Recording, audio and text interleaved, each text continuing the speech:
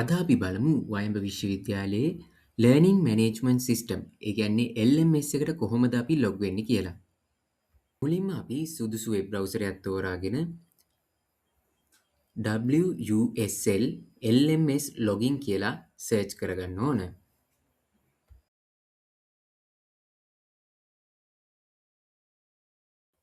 උඩින්ම එන learning management system වයඹ university කියන URL එක ක්ලික් කරන්න.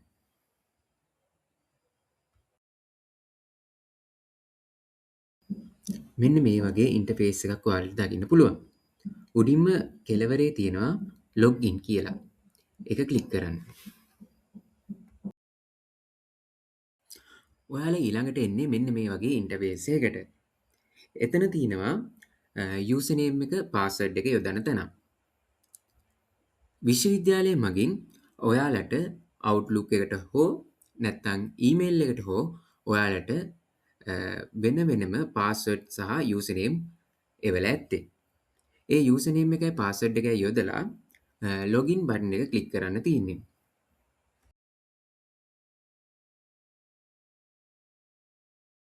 ඔයාලගේ ලොග් වීම සාර්ථක නම් මෙන්න මේ වගේ අවසානයේට මෙන්න මේ වගේ ඉන්ටර්ෆේස් එකක් දකින්න පුළුවන්.